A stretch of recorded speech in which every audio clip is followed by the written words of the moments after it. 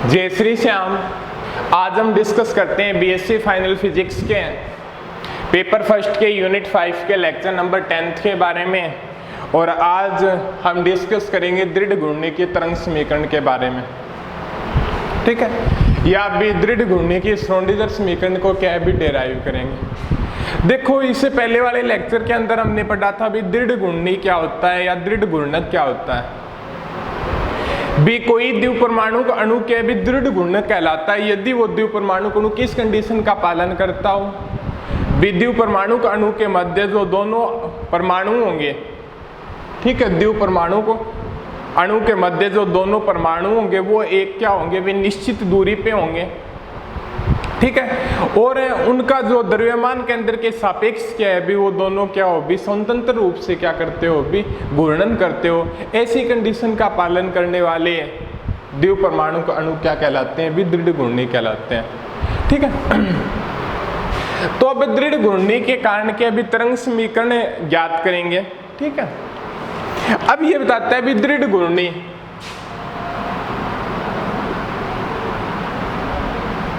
या बोल सकते हैं भी द्विपरमाणु का अणु।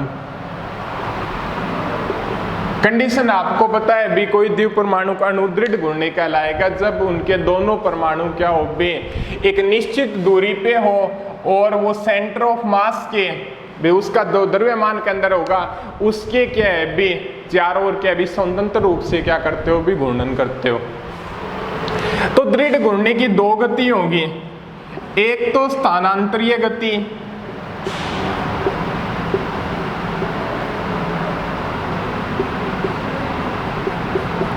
और एक होगी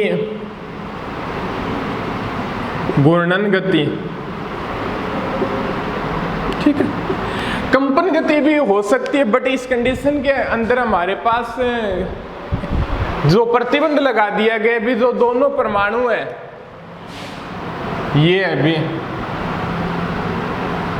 वो क्या है भी एक निश्चित दूरी पे है, दूरी क्या है भी कांस्टेंट है, चेंज नहीं होती है, तो कंपन क्या है भी किसी प्रकार का नहीं होगा। तो हमारे पास दो ही गति होगी, एक तो स्थानांतरीय गति और एक घूर्णन गति। और यहां पे हम डिस्कस करेंगे ओनली घूर्णन गति के कारण क्या है भी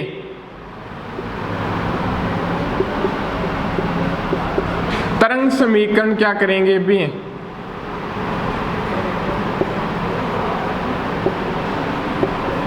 डेराइव करेंगे। घूर्णन गति के कारण क्या है भी तरंग समीकरण को क्या करेंगे भी डेराइव करेंगे। तो देखते हैं भी किस प्रकार से इसका सॉल्यूशन करते हैं।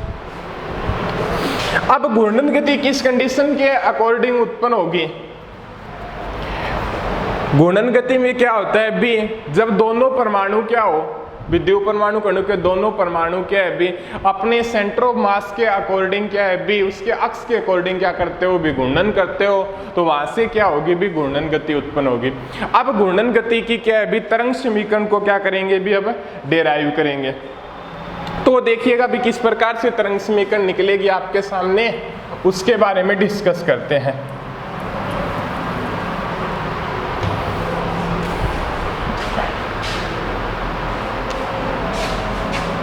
अणु की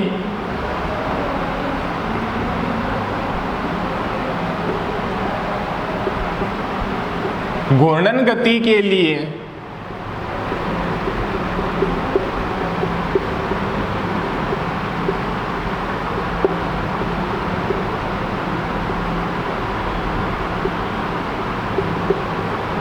अणु की घूर्णन गति के लिए श्रोडिंगर समीकरण वो क्या होगी वो देखते हैं अभी। श्रोडिंगर समीकरण क्या है भी क्या होगी देखते हैं अभी, लिखते हैं उसको। यही होती है भी minus H cut square upon 2 mu del square plus V are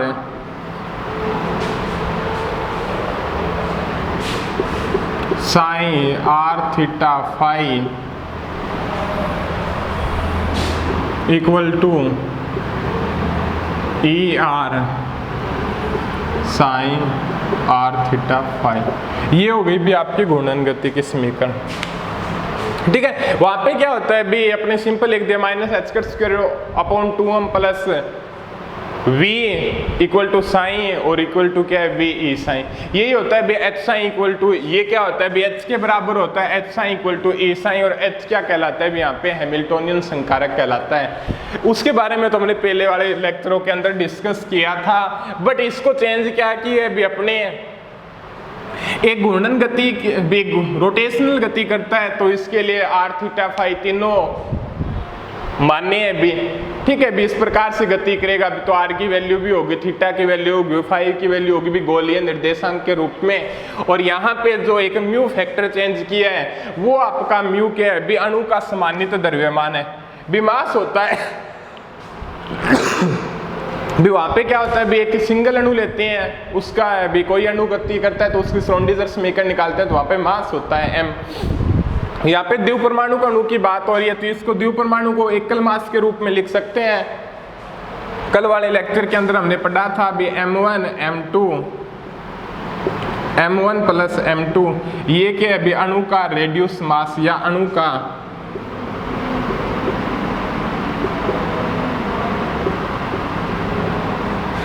सम्मानित द्रव्यमान, ठीक है। ये चीज हो गई भी आपकी।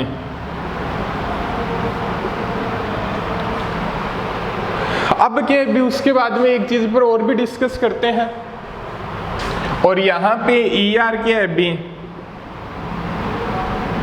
द्विपरमाणु अणु की घूर्णन गतिज ऊर्जा, ठीक है। यहां तक क्लियर हो गए। इसको दे दो भी आप समीकरण नंबर 1, ठीक है। अब क्या है भी, आगे देखते हैं भी किस प्रकार से सोल्व करते हैं इसको।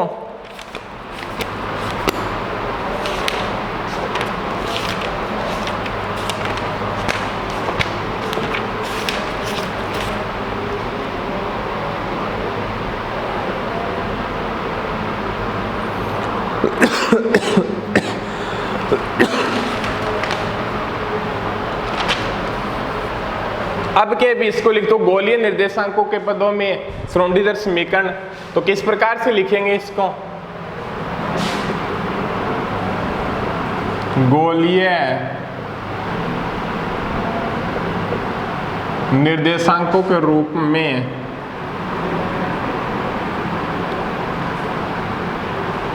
श्रोडिंगर समीकरण। वो क्या हो जाएगी भी आपके,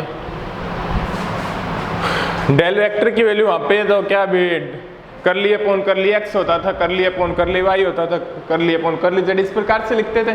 बट यहाँ पे गोलीय निर्देशांकों के रूप में मानना है, तो यहाँ पे डेल स्क्वायर की वैल्यू क्या होगी वो देखते हैं। h स्क्वायर अपॉन 2 म्यू, और डेल स्क्वायर फैक्टर की वैल्यू क्या हो जाएगी बे, 1 upon r square sine theta, curly upon curly theta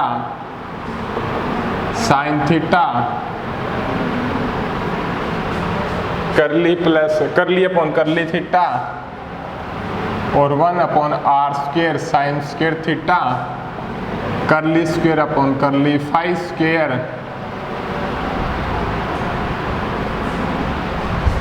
ये हो जाएगी plus VR sine r theta phi, और ER sine r theta phi. ये चीज हो जाएगी भी आपकी, यही होगी माइनस h स्क्वायर अपॉन 2 में 1 upon r square sine theta, कर लिए upon curly theta sine theta, कर लिए upon curly theta, 1 plus r square sine square theta, curly square upon curly phi square, plus VR sine theta r theta phi. ये हो जाएगी भी गोलीय निर्देशांकों की term के ऊपर श्रोडिंगर समीकरण। यहाँ पे ये चीज दी गई है, ये डेल स्क्वायर की वैल्यू जब गोलीय निर्देशांकों की इक्वेशन है, या आप भी वहाँ पे डेरिवेशन करते हैं, आपके अंदर सीधा ही लिख देना, वहाँ पे इसको सोल्व करवाते, कभी टाइम मिला तो करवा भी देंगे। अब क्या है भी, उसके बाद में ये बताता है भी, यदि ये दृढ़ घूर्णी, यदि द्विपरमाणु का अणु दृढ़ घूर्णी है, तो तो और अर्थात क्या है भी आर नहीं है तो वहां पे पोटेंशियल एनर्जी क्या होगी भी शून्य होगी। यदि क्या है भी द्विपरमाणु का अणु दिया गया है जहां पे आर क्या है भी कांस्टेंट है तो वहां पे पोटेंशियल एनर्जी क्या होगी भी शून्य होगी। और जब पोटेंशियल एनर्जी शून्य हो जाएगी तो उस कंडीशन के अकॉर्डिंग हमारे पास क्या इक्वेशन प्राप्त होगी वो देखते हैं भी minus H cut square upon 2 mu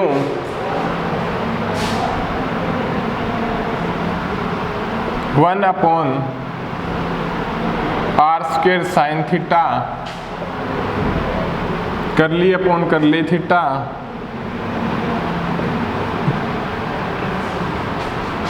plus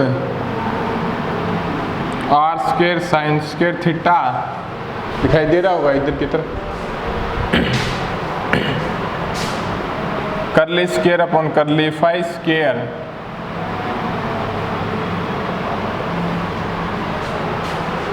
और इसके नीचे मल्टीप्लाई आर थीटा फाई और E R sine R theta phi, ये चीज आ गई। एक अपने द्विपरमाणु अणु का जड़ता हुआ गुण क्या होता है अभी I equal to mu R square होता है। ये चीज हमने पढ़ी थी, डिराइव किया था पीछे वाले लेक्चर के अंदर। अप्लाई कर दो यहाँ पे, क्या हो जाएगा अभी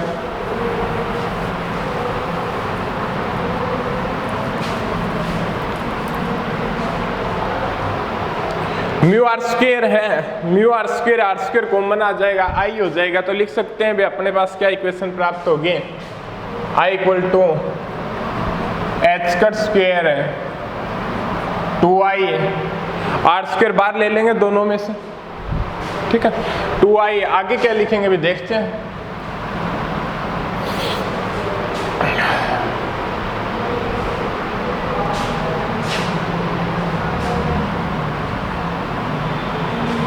वन अपॉन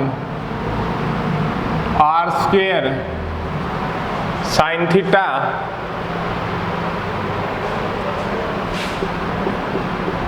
करली upon curly theta sine theta curly upon curly theta plus R square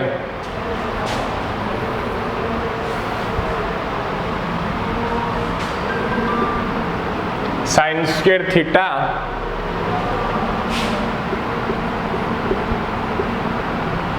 करली फाई स्क्वायर, ठीक है।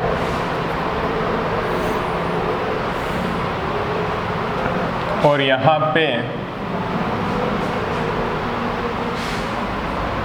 इसके सारे के बारे में क्या है भी आपका sine R theta phi E R sine R theta phi, ये चीज दी हुई है आपके सामने। अब क्या है भी थोड़ा सा एक चीज देखें भी, यहाँ पे कोई फंक्शन दिया हुआ है तो इस वेव फंक्शन के ऊपर क्या है भी पहले ये चीज अप्लाई होगी, साइन आर थीटा पे क्या होगा भी ये टर्म अप्लाई होगी। बट यहाँ पे ये चीज क्या है भी minus H cut square upon 2i है तो इसको हम बाहर निकाल सकते हैं नॉर्मल तरीके से भी, अपने ये कर दें हैं भी ये चीज दी हुई है अभी आप देखिएगा एक बार। तो आप इसको इस प्रकार से भी लिख सकते हो भी minus H cut square 2i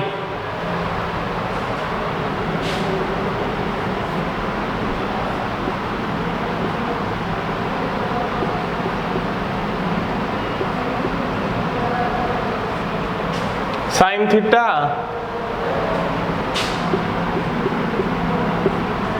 करली अपॉन करली थीटा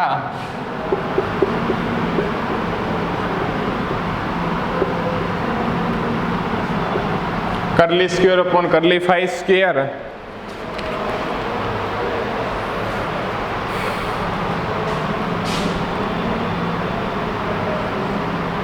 और इसके आगे हम लिख सकते हैं इधर वाली टर्म को साफ कर दो, इसकी कोई जरूरत ही नहीं है अभी आपको।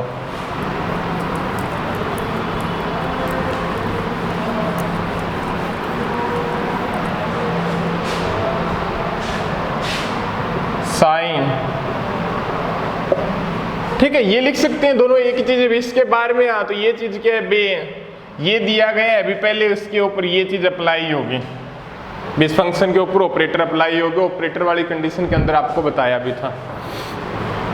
और ये हो गया अभी आपका ER फाइन।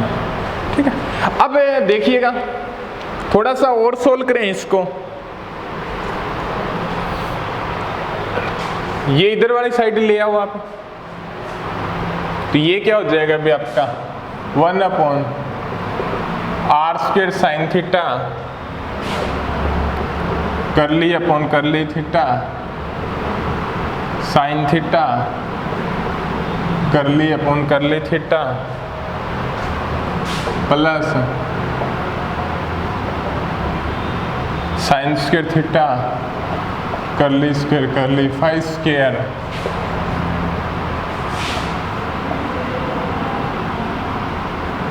तो फाई इक्वल टू, ये नीचे आएगा तो ये क्या हो जाएगा भाई 2i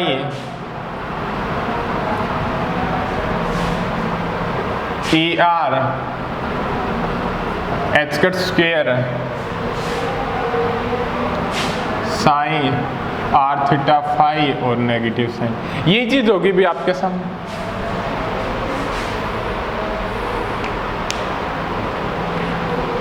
अब थोड़ा सा और सोल्व करते हैं। एक चीज देखने वाली बात ये है भी आपके सामने थोड़ी सी मिस्टेक हो गई है। बात ये भी i इक्वल टू अपने μr² लिया था, बाहर तो म्यू पड़ा था, r² अंदर से लिया था, ये r² क्या हो गया तो वहां पे बाहर आ गया, तो यहां से ये नहीं आएगा। ठीक है, देख लेना डेरिवेशन के अंदर। ठीक है,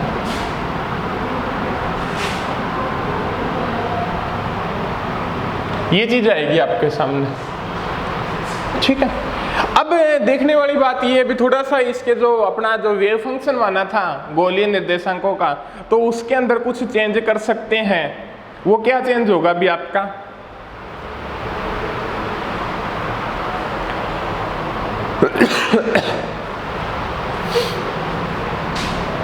अब थोड़ी सी बात और देखें, r² वाली तो थोड़ी मिस्टेक हो गई थी, उसको बता दिया। अब यहाँ पे एक चीज और देखें तो यहाँ पे जो फंक्शन दिया गया वो थीटा और फाई के ही है, r के कुछ चीज दिखाई नहीं दे रही है, तो यहाँ पे इस फंक्शन को चेंज करके लिख देंगे भी अपने साइन थीटा फाई, और यहाँ पे भी किसको लिख देंगे भी आपका साइन थीटा फाई से लिखते हैं। ठीक है, अब तो जो दृढ़ घूर्णी की समीकरण इस प्रकार से भी लिख सकते हैं, 1 upon sine theta curly upon curly theta sine theta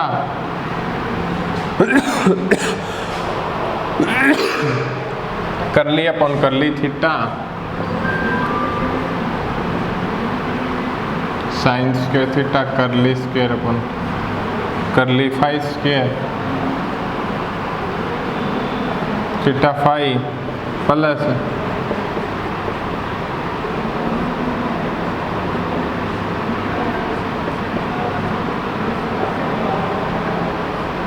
ये चीज आ गई भी आपके।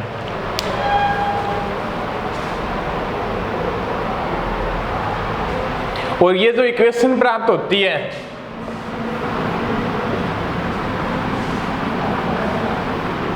वो दृढ़ घूर्णी की क्या कहलाती है भी, तरंग समीकरण कहलाती है।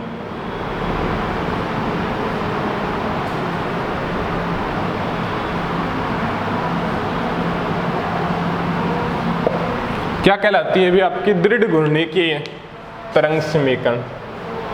ठीक है, अब उसके बाद में डिस्कस करते हैं भी, ये तो हो गए विद्युत परमाणु कणु क्या भी दृढ़ घूर्णी की कंडीशन मान ली, और ओनली घूर्णन गति के लिए तरंग समीकरण फाइंड करेंगे, तो वो ये आ जाएगी 1 अपॉन साइन थीटा करली थीटा, आगे की अभी आगे पूरी दी हुई है आपको।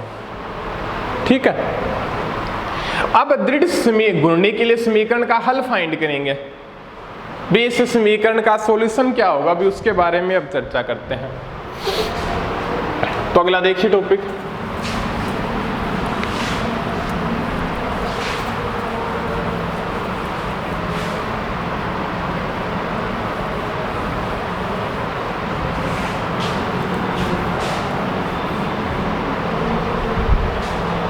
इक्वेशन पढ़ी रहने दो।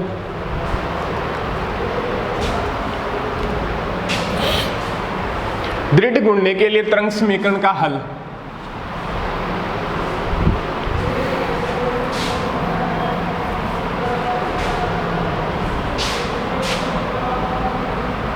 दृढ़ गुणने के लिए तरंग समीकरण का हल वो कैसे फाइंड करेंगे उसके बारे में अब हम देखते हैं। यहाँ पे ये क्वेश्चन दी हुई है, ठीक है। सबसे पहले तो क्या है, विचरों की पृथक्करण विधि का उपयोग करके साइन थीटा फाई को क्या भी अलग अलग कर लेते हैं, ठीक है।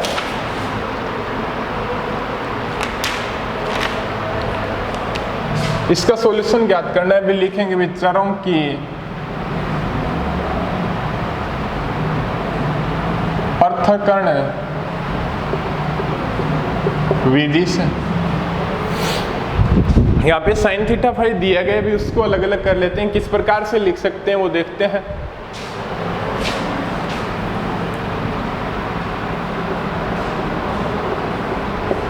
Sine theta phi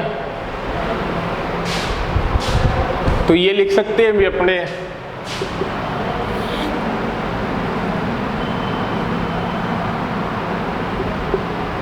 theta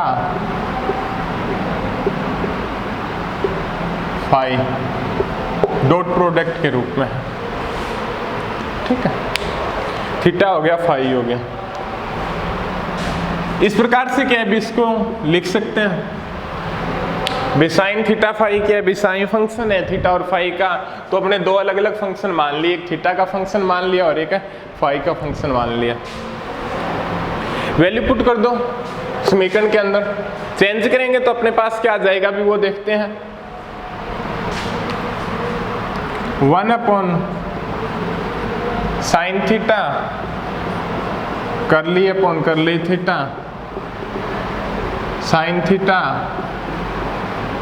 curly upon curly theta plus sign square theta curly phi square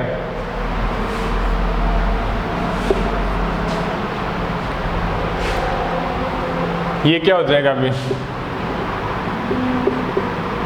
theta phi और ये चीज देखिएगा अभी आपके 2i ER h cut square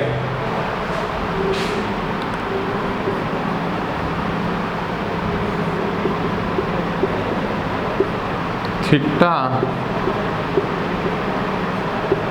phi equal to 0। ये चीज आ गई भी आपके सामने। अब क्या अभी थोड़ा सा और सोल्व करते हैं, भी इसको किस प्रकार की कंडीशन प्राप्त होगी वो देखते हैं।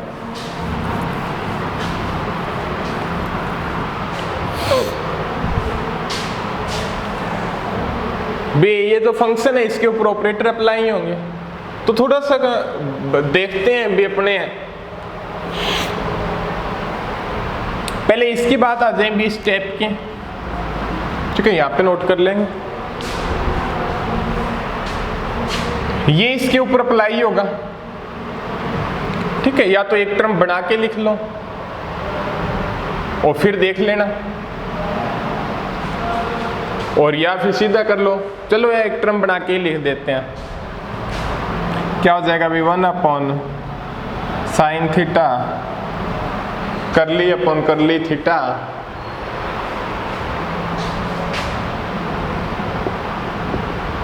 Sign theta curly upon curly theta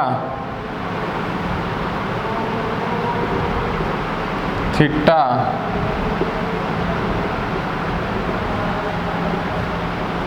phi plus 1 upon sine square theta curly square upon curly phi square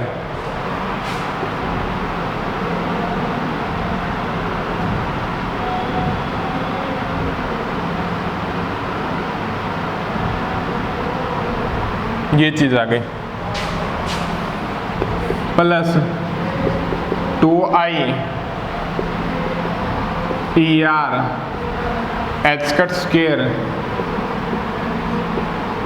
theta 0। ये चीज हो गई भी आपकी। अब थोड़ा सा और देखते हैं भी यहाँ पे, फिर उसके बाद में आगे डिस्कस करते हैं अच्छे तरीके से। ये जो थीटा का फंक्शन है, ठीक है, बट ये फाई का फंक्शन है, तो ये क्या हो गया अभी कांस्टेंट हो गया, तो यहां से बाहर आ गया। और बाद में क्या अभी ये होगा, ये भी थीटा का फंक्शन है, तो वो पूरा का पूरा क्या हो जाएगा अभी बाहर आ जाएगा।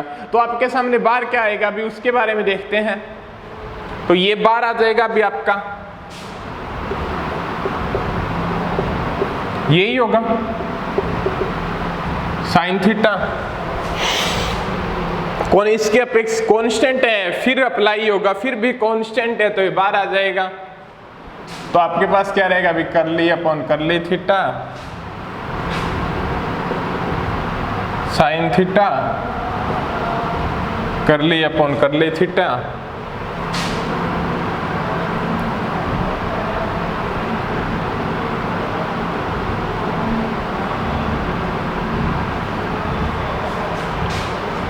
थीटा, यही चीज आएगी।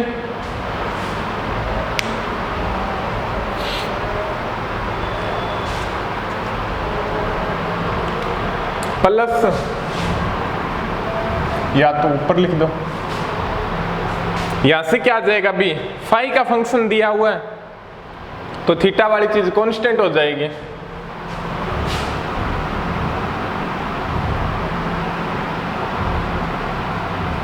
थीटा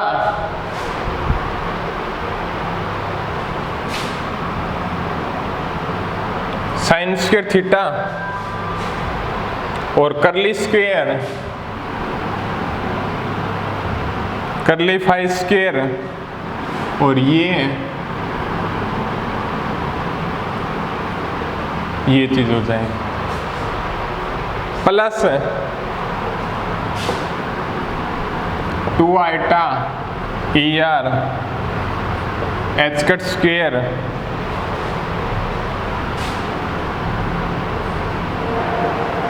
टा फाई इक्वल टू 0। ये चीज प्राप्त हो गई भी आपके सामने, ठीक है। अब इसको थोड़ा सा फैक्टर के अंदर अलग अलग करते हैं भी, एक तो थीटा का फैक्टर अलग कर लेंगे, एक क्या भी फाई का फैक्टर अलग करेंगे, और फिर उसके बाद में इस समीकरण के क्या भी हल निकालेंगे भी, इसका हल ये प्राप्त होगा, इसका हल ये प्राप्त होगा, और ये हल क्या भी इनके ऊपर डिपेंड करेगा। तो उसके बारे में हम डिस्कस करते हैं भी अब अगले लेक्चर के अंदर।